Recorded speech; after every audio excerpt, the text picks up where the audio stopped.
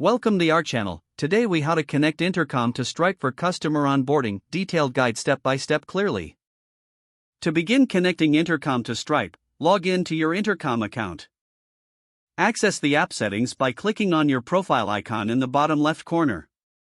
Select App Store from the menu. In the App Store, search for the Stripe integration.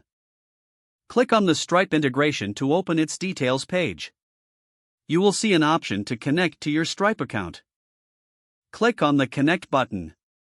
A pop-up window will appear, prompting you to sign in to your Stripe account. Enter your Stripe account credentials and click Login. Once logged in, authorize Intercom to access your Stripe account. After successful authorization, you will be redirected back to Intercom. At this point, you can customize your integration settings. Decide if you want to sync customer data automatically. Enable the option for automatic syncing by toggling the setting to on. Next, configure the billing settings that suit your needs. Choose how and when you want to charge customers during the onboarding process. Set up your onboarding messages in Intercom to inform customers about the billing. You can create a welcome message that includes billing details. Once the messages are set, save your changes.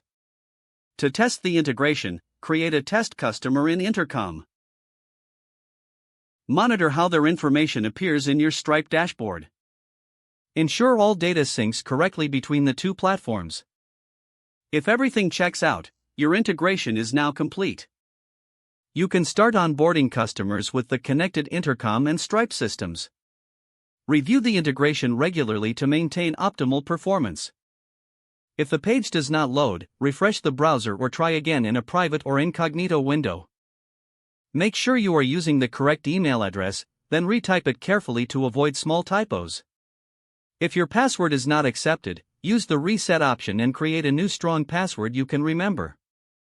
Check your spam folder for verification or security emails, then complete any requested confirmation steps. Enable two-factor authentication if available to improve account security and reduce unauthorized access risk.